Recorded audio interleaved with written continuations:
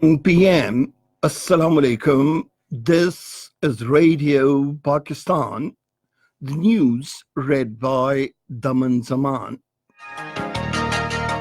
The headlines.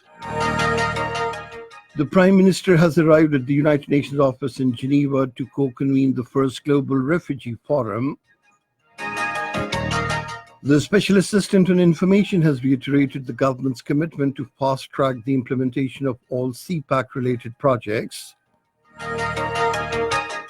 Special Court in Islamabad has awarded death sentence to former President Pervez in a high treason case. The Foreign Minister says secular image of India stands buried as the mindset of Hindutva and Hindu Rashtra is being imposed by Discriminatory Citizenship Act. The Brussels-based researchers have found a global network of pro-Indian fake websites and think tanks aimed at influencing decision-makers in Europe against Pakistan. And now the news in detail. Prime Minister Imran Khan has arrived at the United Nations office in Geneva to co-convene the first Global Refugee Forum. The United Nations High Commissioner for Refugees, Filippo Grandi, received the Prime Minister at the venue. The United Nations High Commissioner for Refugees and Switzerland are co-hosting the forum. Prime Minister Imran Khan, along with the Turkish President Recep Tayyip Erdogan and leaders from Costa Rica, Ethiopia, and Germany, have been invited to co-convene the forum in recognition of their exemplary role for the protection and well-being of the refugees. Global Refugee Forum is the first major meeting on refugees of the 21st century. Prime Minister Imran Khan will articulate Pakistan's perspective, experience, and contributions to the Afghan refugees. The Special Assistant on Information and Broadcasting, Dr. Pervez, has said the government is committed to fast-track implementation of all CPAC-related projects. Addressing a ceremony in Islamabad today, she said China-Pakistan Economic Corridor is a flagship project which will change the fate of the entire region and usher in a new era of prosperity. The Special Assistant also expressed the government's resolve to facilitate investors in CPAC's projects.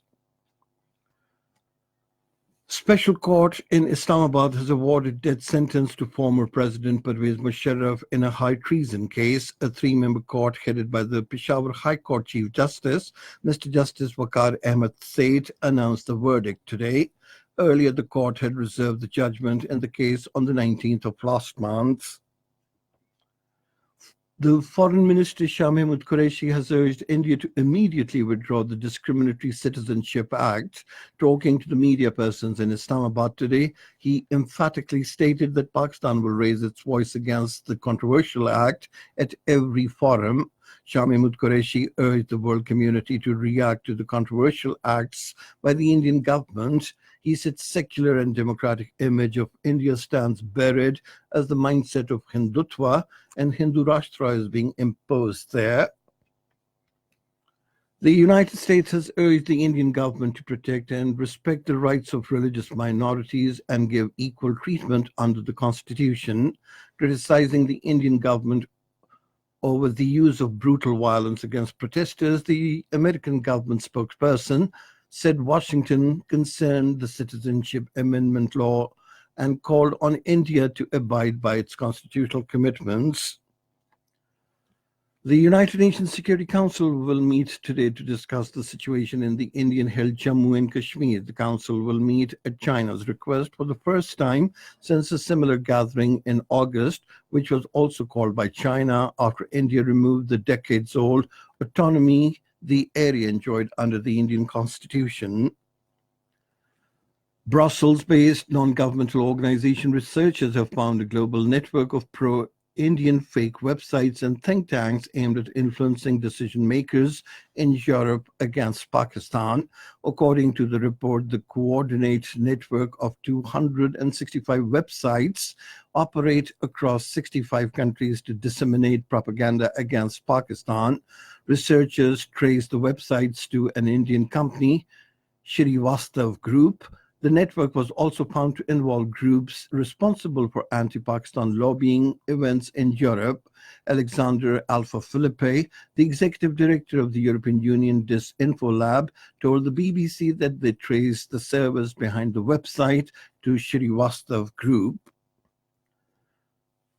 In India, Lieutenant General Manoj Mukund Nirvane has been appointed as the next chief of the army staff.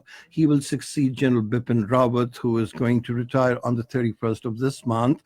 On the other side, a controversy has been developed after Modi government did not announce the all-important defense posts, including the country's first ever tri-service chief. In Afghanistan, at least 10 civilians were killed and 17 injured in a roadside bomb blast in Khost today. In another incident, 5 traffic police personnel and 12 civilians suffered injuries in a blast in Mazar-e-Sharif city of Balkh province. In China, 14 miners have been killed after coal and gas blast at a coal mine in southwest China's Guizhou province. And finally, cricket. In the first T20 of the ICC Women's Championship at Kuala Lumpur, England beat Pakistan by 29 runs. Batting first, England scored 154 for the loss of 4 wickets in the stipulated 20 overs. In reply, Pakistan were all out for 125 runs in 18.4 overs.